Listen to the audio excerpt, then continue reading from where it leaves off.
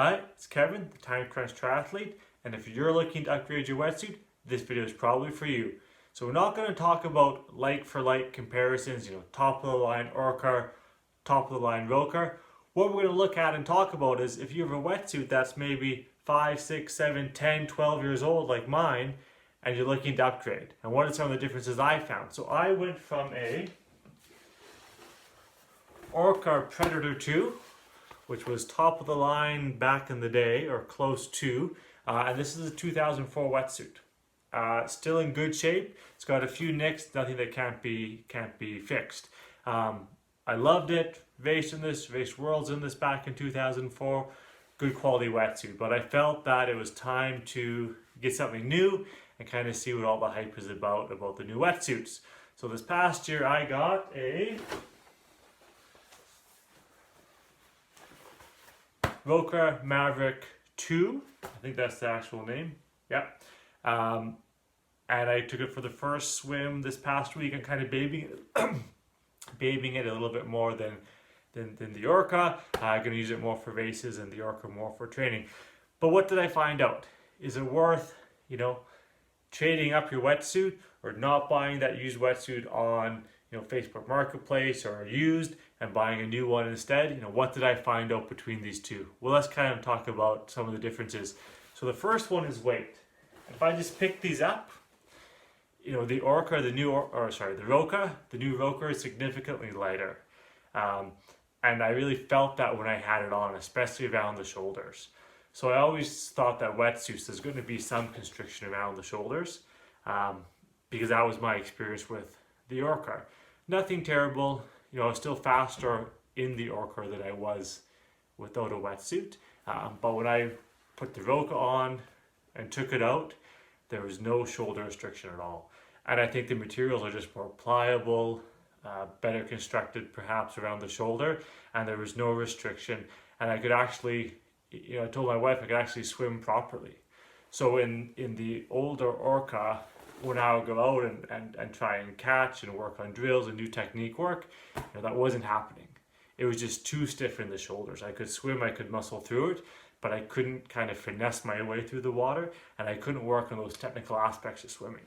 But when I put the Roka on, I could do that. I could do drills, I could work on the technical aspects of swimming, so I could have the choice of muscling through or just swimming more as I would feel in a pool.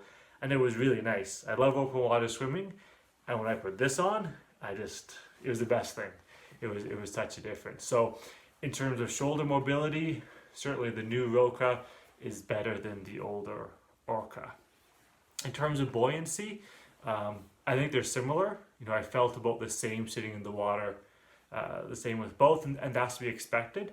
But what I found is the Roka did it with less, I don't know how to say this, but it just felt like there's less material there. It's a thinner feeling wetsuit. I don't think it's going to last as long because it's more performance orientated. But with the Roka, I just felt like there was less material there, less constriction around me, but I still got the same buoyancy. So another vote for the Roka there. And then really what it comes down to is speed. And open water swimming is pretty tough to do like-to-like comparisons. Different winds, different waves. Was I sighting the same?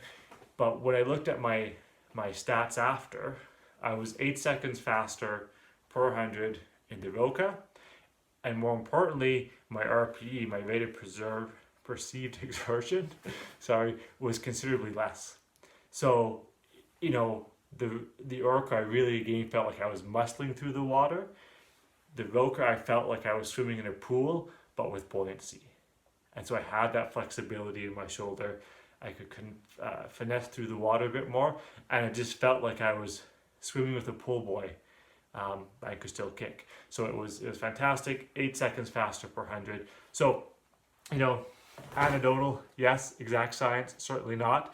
But that's a significant difference. So I think the question is, if you're looking at, you have an older wetsuit from, let's say 5 to 10 years ago, and you're looking at upgrading to the newer ones, what I found, better shoulder flexibility.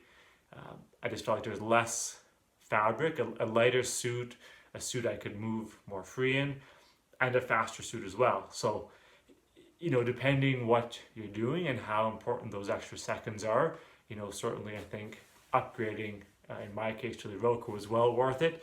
And just from the enjoyment factor, you know, I talked to my wife after, and she has a relatively new wetsuit. I told her about my experience, you know, with kind of the latest and greatest, so to speak, and I think she's looking to upgrade as well, because, you know, we do a lot of open water swimming, and it's, if you can enjoy it and not just feel burn on the shoulders from a restrictive suit, it makes a real difference. Likewise, if you're looking at picking up, you know, your first wetsuit, and you see a screaming deal on Kijiji, Facebook Marketplace, whatever used sites there are in your city, you know, definitely look at that.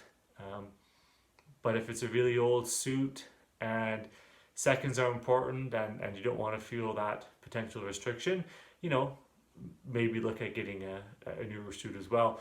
That being said, the Orca is still a fantastic suit. Over 10 years old and still almost 20 years old. That's scary. That makes me feel old. 15 years old, we'll call it. But, you know, still kicking it. It's in great shape. And that's going to be my day-to-day workhouse suit. And then I'll put the Roka on for special occasions. So I hope that helps. Feel free to drop me any comments you have. And please feel free to like, subscribe, share. And I'll share some more content a couple times a week. Take care.